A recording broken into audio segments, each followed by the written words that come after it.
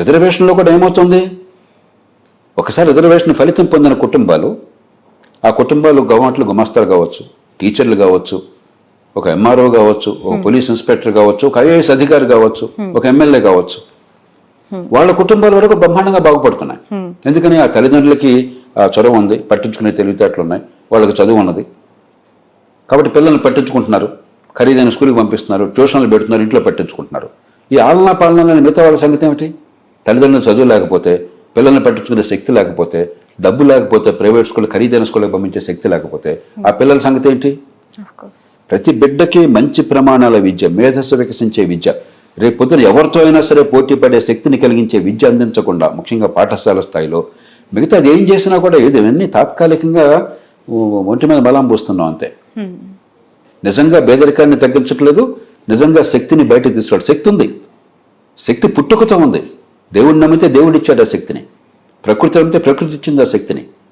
అది బయటపడే ప్రయత్నం చేయట్లేదు. భారతదేశంలో ఉన్నటువంటి పెద్ద సమస్య ఏంటంటే సామాజిక న్యాయం అన్న పేరుతో కులాల రిజర్వేషన్ల గురించి మాట్లాడుతున్నాం, కులాల పేరుతో రాజకీయం నడుపుతున్నాం తప్ప పుట్టిన ప్రతి బిడ్డ ఏ కులంలో పుట్టినా, ఏ కుటుంబంలో పుట్టినా కూడా ఆ బిడ్డకున్న తెలివితేటలు వికసించే చదువు కావాలి, నైపుణ్యాన్ని ఇవ్వాలి అన్నది మనం పెట్టుకో. ఇప్పటికి కూడా మనకి దాని మీద అవగాహన లేదు. అసలు ఈ మాటలు ఎవరైనా మాట్లాడుతున్నారా రాజకీయంలో? ఈ కులగణన గురించి మాట్లాడేవాళ్ళు ఈ మాట ఎప్పుడన్నా మాట్లాడారా? అంటే మీ పిల్లలకేమో బ్రహ్మాండమైన విద్య, వాళ్ళు పనికి మాలిన వాళ్ళైనా కూడా, కష్టపడే తత్వం లేకపోయినా కూడా నానా తంటాలు పడి ట్యూషన్లు చెప్పించి అచ్చేసి ఇచ్చేసి వాళ్ళకి మంచి విద్య, తెలివితేటలున్నా కూడా పేద కుటుంబంలో పుట్టిన పాపానికి ఆ తెలివితేటలన్నీ కూడా అణగారిపోవటమా? ఇంకా ఎలాగ సామాజిక న్యాయం అవుతుంది? రెండోది సామాజిక న్యాయం విషయమే కాదు, సమాజం మొత్తానికి నష్టం జరుగుతుంది. మన జాతి జన్యు సంపదలో 80% వృధా అవుతుంది. తెలివితేటలను ప్రకృతి సమాజంలో అందరికీ పంచినట్లయితే, అందరి తెలివి వికసిస్తే దేశంలో అందరికీ జరిగే మంచి వేరు. 120 మంది తెలివి నిద్రాణంగా ఉండిపోతే, ఆ తెలివి బయటపడకపోతే జరిగే నష్టం వేరు. మన దేశంలో జరుగుతుంది అదే. పేరుకు ఇంజనీరింగ్ డిగ్రీ ఉంటుంది, వాడికి ఇంజనీరింగ్ పట్టుకొస్తే అక్షరం ముక్క రాదు. మెకానికల్ ఇంజనీరింగ్ చేస్తాడు, డిగ్రీకి సర్టిఫికేట్ ఉంటుంది, బ్రహ్మాండంగా ఇచ్చేస్తున్నాం. నాన్న ఈ స్కూటర్ కొంచెం ట్రబుల్ ఇస్తాను చూడమని చెప్పండి, చేత కాదు, చదువులేని మెకానిక్ దగ్గర తీసుకుపోతాడు. చదివిందేమో మెకానికల్ ఇంజనీరింగ్, చదివింది మెకానికల్ ఇంజనీరింగ్. ఇది అవునో కదా చెప్పనండి, ప్రేక్షకులను గురిమే చేసి చెప్పనండి. పేరుకి సివిల్ ఇంజనీరు, మేస్త్రి, చదువులేని మేస్త్రి సివిల్ ఇంజనీర్ కంటే చాలా బెటర్. కాబట్టి ఆధునిక యుగంలో పేదరికం నుంచి ఎలా బయటపడతాం? సంపద సృష్టించగలిగితే. సంపద ఎట్లా సృష్టిస్తాం? నైపుణ్యం రాగలిగితే. నైపుణ్యం లేకుండా గొంతులతో గోతులు పూడిస్తే సంపద వస్తుంది? ఈ రోజుల్లో ఎంత సంపద వస్తుంది? కాబట్టి అసలైన విషయాన్ని మనం పక్కన పెట్టేశాం. ప్రపంచంలో ఏ పెద్ద దేశమో మన దేశం అంత అన్యాయం చేయాల. విద్యని సర్వనాశనం చేశాం. ఇప్పటికి కూడా విద్య పట్ల అవగాహన లేదు. విద్య అంటే ఇంకో 10,000 కోట్లు పెట్టేద్దాం, ఇంకో 1000 మంది టీచర్లను పెడదాం, ఇంకొక డిఎస్సి పెడదాం, ఇంకొక జాబ్ క్యాలెండర్ పెడదాం, ఇంకా జీతాలు పెంచుదాం, ఇంకా క్లాస్ రూమ్ పెద్దది పెడదాం, అన్నీ చేయండి, నాకు వద్దంట్లా. కానీ అసలు నిజమైంది ఏంటి? పిల్లల మేధస్సు వికసించాలి, విద్య అందాలి, నైపుణ్యం రావాలి, సంపాదించే శక్తి రావాలి, తమ కాళ్ళ మీద తాము నిలబడే శక్తి రావాలి. అది అందించకుండా మిగతావన్నీ కూడా పైపైన మెరుపులంతే. మన దేశంలో మౌలికమైన సమస్య. సరే, ఈ వర్గీకరణ అంశం ఓకే, బట్ ఆ సామాజిక వర్గానికి న్యాయం జరిగింది అని అనుకుంటే, అందులో ఉన్న ఇంకొక వర్గం మాల సామాజిక వర్గం, వాళ్ళు మళ్ళీ ఏమైనా ఎజిటేషన్ స్టార్ట్ చేసి మళ్ళీ మాకు ఇది సరిపోదు అని చెప్పి, ప్రతి వర్గం కూడా నాకు అదనంగా రావాలని కోరుకోవడం తప్పు కాదు. కానీ మీ జనాభా దామాషా అందినప్పుడు, ఇప్పుడు కేవలం ఇది మాలామాదిగా కాదు, చాలా కులాలు ఉన్నాయి నాకు తెలిసినంత వరకు. ఆ కులాల్లో ఒకరందరూ కూడా ఈ మాల ఈ కేటగిరీ చెందిన వారు అవుతారు. మరొకరు మరింత నీచ వృత్తులుగా గతంలో పరిగణించినటువంటిది మన మూర్ఖత్వం వల్ల. ఉదాహరణకి చర్మకారులు, ఇలాంటి వృత్తులు మా దగ్గర అలాంటి ఉపకులాలకు వర్తించినాయి వారు ఉంటారు. మీ జనాభా ప్రాతిపదిక ప్రకారం మీకు మీ దామాషా వచ్చినప్పుడు, ఉదాహరణ ఒక రాష్ట్రంలో మాలలు మిగతా ఉపకులాలు జనాభా 7% అనుకుందాం, మా దగ్గర ఉపకులాల జనాభా ఇంకొక 7%, 8% అనుకుందాం. 7%కి మీకు 7% వచ్చినప్పుడు, 8% వచ్చినప్పుడు మీకు ఇంకా అడగడానికి ఏముంది? అన్యాయం జరగట్లేదు కదా. వాళ్ళు 8% కూడా మనం పొందేయాలి. పాపం వాళ్ళు కొంచెం తక్కువ ఉన్నారు కాబట్టి లబ్ధి పొందలేకపోతున్నారు, అది మనం లాక్కోవాలి వాళ్ళ పేరుతో అంటే అది న్యాయం కాదు కదా. కాబట్టి ప్రజలకు అర్థమైనట్టయితే దీనివల్ల పెద్ద గొడవ ఉండదు. ఎందుకంటే నిజమైన సమస్య ఏ ఉపకులంలో అయినా సరే ఇప్పటికే తల్లిదండ్రులు చదువుకున్నట్టయితే, ఒక మంచి వృత్తిలో స్థిరపడినట్టయితే, మంచి ఉద్యోగంలో స్థిరపడినట్టయితే, మంచి పదవిలో స్థిరపడినట్టయితే వాళ్ళ పిల్లలు బాగున్నారు. ఆ ఉపకులాల్లోనే మాల కులాల్లో కూడా మరి నిరుపేదలు చాలామంది ఉన్నారు, తల్లిదండ్రులు చదువులేని వాళ్ళు చాలామంది ఉన్నారు. కాబట్టి ఇప్పుడు వాళ్ళు ఆలోచించాల్సింది ఆ వర్గాల్లో కూడా నిరుపేదలకు నిజంగా ఫలితాలు అందాలంటే విద్యను ఎలా బాగు చేయాలని చెప్పని. అది ప్రజలకు అర్థమైతే అప్పుడు వేరే పెద్ద ఆలోచనకు ఆస్కారం ఉండదు. రైట్ సార్, ఇప్పుడు ఈ డెసిషన్ని రాష్ట్ర ప్రభుత్వాలు ఏ విధంగా ముందుకు తీసుకెళ్లాల్సిన అవసరం ఉంది? ఆ ప్రభుత్వాల యొక్క బాధ్యత ఎట్లా ఉండబోతుంది? ఇప్పుడు విధిగా చేయాలని ఎక్కడ సుప్రీంకోర్టు తీర్పులో ఉండదు. అలా చేయటం రాజ్యాంగబద్ధం అని చెప్తున్నారు. ఆంధ్రప్రదేశ్లో ఇప్పటికే శాసనసభ నా దర్శనంతో తీర్మానాలు చేసింది, మేము సిద్ధం అని చెప్పిన పార్టీలందరి మీద ఏకాభిప్రాయం ఉంది. కాబట్టి రాష్ట్రంలో మనం ఒక చట్టం చేసి ఒక నోటిఫికేషన్ ఇవ్వాలి. మనం దళితులకు ఇచ్చేటువంటి రిజర్వేషన్ 16% ఎంత ఉంది మన రాష్ట్రంలో. ఆ 16% రిజర్వేషన్లో ఉన్న జనాభాని బట్టి ముందు ప్రమాణాలు కావాలి. ఉదాహరణకి ఏ వర్గాన్ని సెపరేట్ వర్గీకరిస్తున్నారో వారికి ప్రత్యేకంగా రాయితీ అవసరం అని చెప్పని మీరు రుజువు చేయాలి. రుజువు చేసి ఈ ఉపకులాలు ఇంత జనాభా ఉన్నది కాబట్టి ఆ జనాభా ప్రాతిపదికన ఈ 16%ని ఈ రకంగా విభజిస్తున్నాం అని చెప్పని వారు నోటిఫికేషన్ ఇస్తే అయిపోతుంది. రైట్ సార్, కమింగ్ టు ఈ సివిల్ సర్వీసెస్కి సంబంధించి సార్, పూజా కేత్కర్ ఇష్యూ మీకు తెలిసే ఉంటుంది. సివిల్ సర్వీసెస్ యొక్క అవకతవకల పైన మీ రియాక్షన్ ఏంటి? దానిపైన వస్తున్న కాంట్రవర్సీస్కి మీ సమాధానం. మొట్టమొదట నాకు వివరాలు తెలియవు, కానీ పత్రికల్లో వచ్చిన వివరాల ప్రకారం ఒకటి, అక్రమంగా సర్టిఫికేట్లు సంపాదించారు రిజర్వేషన్ లబ్ధిని అర్హత లేకుండా పొందడం కోసం అని చెప్పని. 2, ప్రభుత్వంలోకి వచ్చాక పనిచేస్తున్న తీరు, వ్యవహరిస్తున్న తీరు చాలా అభ్యంతరకరమైనది. కాబట్టి ఖచ్చితంగా ఇవి వాస్తవమైనట్టయితే ఆవిడ ఉద్యోగం పోయి తీరాలి. ఆల్రెడీ పోయింది అండ్ విచారణ కూడా ఆదేశించడం జరిగింది. తాగకుండా దొంగ సర్టిఫికేట్లు ఇచ్చిన వాళ్ళకి, దొంగ సర్టిఫికేట్ తీసుకున్న వాళ్ళకి నేరారోపణ చేసి శిక్ష పడాలి. వాళ్ళ మీద కష్టం నేను చెప్పట్లా. ఇలా కొన్ని కేసులైనా జరిగితే రేపొద్దున ఇలాంటి జరగకుండా మనం ఆపగలం. ఇప్పటికే దొంగ సర్టిఫికేట్లతో రిజర్వేషన్ల రూపంలో వచ్చి అర్హత ఉన్న వాళ్ళకి అన్యాయం జరిగిందని చెప్పిన ఆరోపణలు చాలా బలమైనవి ఉన్నాయి. కొన్ని ఆరోపణల వెనకాల బలమైన ఆధారాలు నాకు స్వయంగా తెలుసు, వివరాల్లోకి నేను వెళ్ళాను. అగ్రకులాల వాళ్ళు దొంగ సర్టిఫికేట్తో ఏ వర్గాలకు న్యాయం జరగాలో వారికి అందకుండా వాళ్ళకి కులం పేరు మార్చుకుని దొంగ పేరు రాయించుకుని లంచాలు ఇచ్చి లబ్ధి పొందిన వాళ్ళు దేశమంతటా ఉన్నారు. ఇక్కడ ఒక చోట ఉద్యోగాలు తీసేటవే కాకుండా వాళ్ళకి కఠిన శిక్షలు పడే ఏర్పాటు జరగాలి. ఆ సర్టిఫికెట్లు ఇచ్చిన వాళ్ళకి, ఆ సర్టిఫికెట్ తీసుకున్న వాళ్ళకి కూడా. అప్పుడు సమాజానికి ఒక సిగ్నల్ అందుతుంది. లేకపోతే ఏదో ఇన్ని వేల మందిలో ఏదో ఒక్క అమ్మాయి ఎవరో దొరికింది అని చెప్పనేది లాభం లేదు. ఇది విస్తృతంగా దేశవ్యాప్తంగా జరుగుతుందని చెప్పి చాలామంది అభిప్రాయపడుతున్నారు.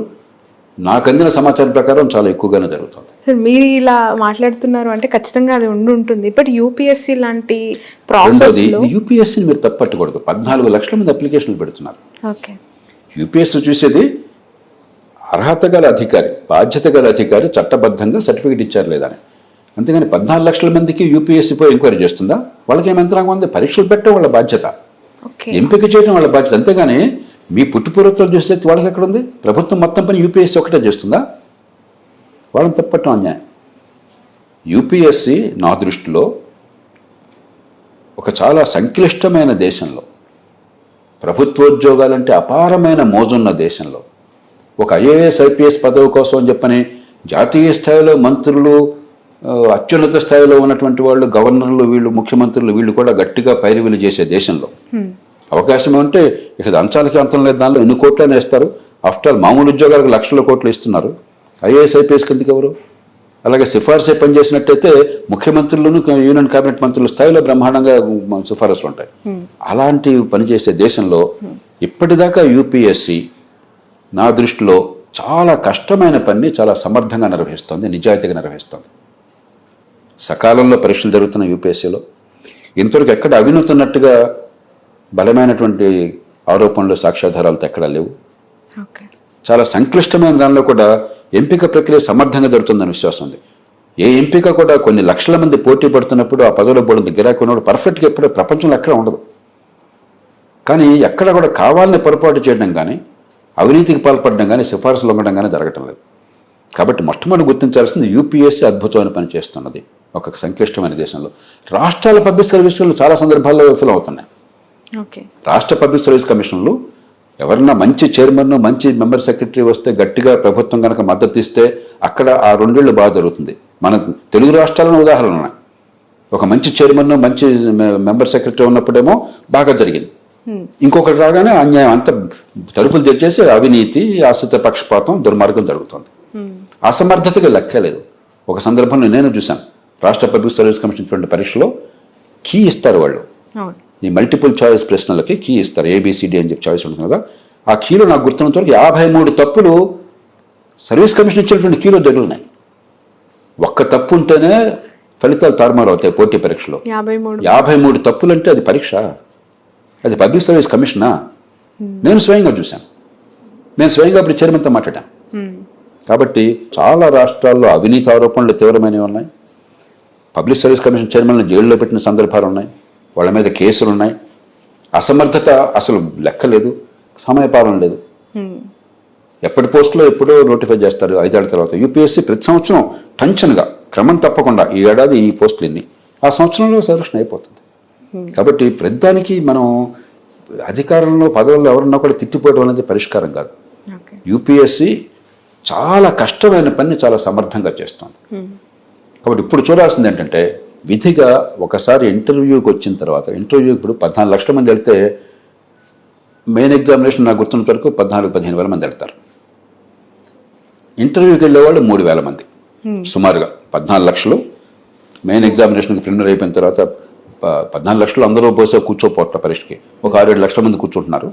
6-7 లక్షల మందిలో 14-15 వేల మంది మెయిన్ ఎగ్జామినేషన్కి వెళ్తున్నారు. ప్రిలిమినరీలో వాళ్ళు క్వాలిఫై అయ్యి అక్కడి నుంచి ఒక 3,000 మంది ఫైనల్గా ఇంటర్వ్యూకి వెళ్తున్నారు. ఈ ఇంటర్వ్యూ స్థాయిలో 3,000 మంది కూలంకషంగా క్యాస్ట్ సర్టిఫికేట్లు కానీ, వాళ్ళ గత చరిత్ర కానీ, మిగతా అంశాలు కానీ కూలంకషంగా పరిశీలించే బాధ్యత రాష్ట్ర ప్రభుత్వాలు, రాష్ట్ర పోలీసులు తీసుకోవాలి. ఆ బాధ్యత పూర్తిగా వాళ్ళది. అది యూనియన్ ప్రభుత్వందే కాదు, ఎందుకంటే చట్టం అంతా రాష్ట్రం చేతుల్లో ఉంది. యూపీఎస్సీకి అసలు కానీ అది యూపీఎస్సీ పరీక్షలు పెట్టడం కోసం ఉంది, యూపీఎస్సీ పోలీసు పనిచేయడం కోసం లేదు. యూపీఎస్సీకి పోలీస్ యంత్రాంగం లేదు, యూపీఎస్సీకి నిఘా విభాగం లేదు, యూపీఎస్సీకి సిబ్బంది లేదు అక్కడ తప్ప. మనం ఎక్కడ ఎవరి బాధ్యత ఎవరో మర్చిపోయినా మనం. కాబట్టి యూపీఎస్సీ నిందించడం చాలా పొరపాటు అవుతుంది. అలాగే అంత పర్ఫెక్ట్గా ఉందా లేదు, కానీ ఆ పర్ఫెక్ట్గా లేనివి ఇంకా సమర్థవంతంగా. ఉదాహరణకి ఒక 10 ఏళ్ల క్రితం 2011-12 ప్రాంతాల్లో, 10-11 ప్రాంతాలు అనుకుంటాను, మన్మోహన్ సింగ్ గారు ప్రధానమంత్రిగా ఉండగా ఆనాటి యూపీఎస్సీ అప్పుడు chairman doctor DP Agarwal, IIT professor. 3 రోజుల క్రితం నేను ఆయన పూణేలో ఒక సమావేశంలో కలిసి పంచుకున్నాం. 180 మంది ఈ యూపీఎస్సీ సెలెక్ట్ అయిన వాళ్ళందరినీ కూడా వాళ్ళతో కూర్చొని మేమంతా ముచ్చరించాం పూణేలో. అప్పుడు కూడా దాని గురించి మాట్లాడుకున్నాం. లాజిక్ అనేది ఒకటి పెట్టారు పరీక్ష, పోటీ పరీక్షలో, యాప్టిట్యూడ్ టెస్ట్ అన్న పేరుతో. అంటే ఏమిటి, ఉన్నతాధికారులు విచక్షణతో సమర్థంగా నిర్ణయాలు తీసుకోగలగాలి. అందుకు కదా అధికారులు పెట్టింది మనం. గుమస్తా పనిచేయడం కోసం అధికారం ఎందుకు, ఇంత పోటీ ఎందుకు, ఇంత పదవి ఎందుకు? ఉన్న సందర్భాన్ని బట్టి హేతుబద్ధమైన నిర్ణయాలు, ప్రజాహితాన్ని పెంచే నిర్ణయాలు తీసుకోవాలి. ఆ శక్తి ఉందో లేదో చూడడం అవసరం కదా అధికారులకి. ఆ పరీక్ష పెట్టారు. వెంటనే పార్లమెంట్లో కొందరు సభ్యులు అబ్బాయి అలా అయితే మా కుర్రోళ్ళు సెలెక్ట్ కారు కాబట్టి పరీక్ష తీసేయాలని చెప్పిన గొడవ పెట్టారు. ఏనాడు కూడా భారత పార్లమెంట్లో మన విద్య అధ్వాన్నంగా ఉంది, దీని అలా బాగు చేయాలని చర్చ జరగల. కానీ ఈ పరీక్ష ఉండాలా లేదా అని 4 గంటల చర్చ జరిగింది పార్లమెంట్లో. ఐఏఎస్ పరీక్షకి ఈ లాజిక్ అనేది ఉండాలా లేదా అనేది చర్చ జరిగింది. ప్రధానమంత్రి గారు మళ్ళీ బతిమలాడి వాళ్ళతో తీసేస్తే బాగుండదు, లాజిక్ లేకుండా అధికారులు ఎట్లా పనిచేస్తారు, లాజిక్ ఉండాలి, పరీక్ష ఉండాలా, కానీ అది క్వాలిఫైయింగ్గానే పెడదాము, మెరిట్ కౌంట్ కాదని చెప్పి ఒక చాలా మనం సిగ్గుపడే నిర్ణయం జరిగింది అక్కడ. అంతకంటే పొరపాటు ఉందా? ఖచ్చితంగా దాన్ని కంపల్సరీ చేయాలి. ఎగ్జామినేషన్లో కేవలం క్వాలిఫైయింగ్ కాకుండా మెరిట్ కౌంట్ కావాలి. ఎందుకంటే అన్నిటికంటే ముఖ్యమైనది లాజికల్ ఫ్యాకల్టీ, నిర్ణయం చేసేటువంటి శక్తి, వివేచనా శక్తి. వివేచన శక్తిని పరిశీలించే పరీక్షను పట్టించుకోకపోతే ఎట్లాగా? ఆ పరీక్ష సరిగ్గా పెట్టాలి. ఈ మధ్యన చూస్తే ఆ పరీక్షను కేవలం మ్యాథమెటిక్స్ పెడుతున్నారంటే ఎక్కువగా, తప్పది. లాజిక్ పెట్టాలి, వివేచనా శక్తిని పరీక్షించే ఏర్పాటు చేయాలి. అది తప్పే. అది యూపీఎస్సీ తప్పు కావచ్చు, పరీక్ష పత్రం తయారు చేసే తీరు, ప్రభుత్వం తప్పు కావచ్చు, దాన్ని మెరిట్లోకి రాకుండా చేయటం. అట్లాగే ఎథిక్స్ అని ఒకటి పెట్టారు, అవసరం. ఎందుకంటే నీతివంతమైన పాలన ఇవ్వాలంటే మీకు ధర్మం అధర్మం పట్ల విచక్షణ కావాలి మీకు. కానీ మొక్కుబడిగా పరీక్ష పెడుతున్నారని నేను విన్నాను. నిజంగా ఒక సినేరియోస్ అన్నీ కూడా ఇచ్చి, వినియట్స్ అంటారు, దాని ప్రకారం ఆ సందర్భంలో చాలా సందర్భాల్లో చాలా సంక్లిష్టత ఉంటుంది. ఏది ధర్మం ఏది అధర్మం అని తేలిక కాదు. ప్రజాహితాన్ని కాపాడడం కోసం అని చెప్పని ధర్మాధర్మ విచక్షణ అంత తేలికైన విషయం కాదు. కాబట్టి ఆ సంక్లిష్టమైన సమయంలో నిర్ణయాలు తీసుకోగలుగుతున్నారా లేదా, ఆ ధర్మాధర్మ విచక్షణ వాళ్ళకు ఉందా లేదా, అది బొక్కుబడిగా చేస్తే పరీక్ష ఉపయోగంగా ఉంది. కాబట్టి కొన్ని పొరపాట్లు ఉన్నాయి. ఈ పొరపాట్లు నిర్వహణలో పొరపాట్లు సరి చేసుకోవాల్సింది. అంతేగాని అవినీతి ఆరోపణలు కానీ లేకపోతే సమయపాలన లేకుండా ఇష్టం వచ్చినట్టు చేయడం కానీ సిఫారసులు అమ్ముతారని కానీ ఇంతవరకు ఎక్కడా కూడా యూపీఎస్సీ గట్టి ఆరోపణలు రాలా. కాబట్టి దానికి మనం వాళ్ళని అభినందించాలి. చాలా గొప్ప కార్యం చేస్తున్నారు, కష్టమైన కార్యం దేశంలో. అలాగని ఈ సెలక్షన్ అంతా పర్ఫెక్ట్గా ఉందన్నా దీన్ని ఇంకా మరింత మెరుగుపరచాలి. ఈ ఇంటర్వ్యూ స్థాయిలో 3,000 మంది విషయంలో మాత్రం కూలంకషంగా తెలుసుకోవాలి, ఈ పొరపాట్లను సరిదిద్దాలి.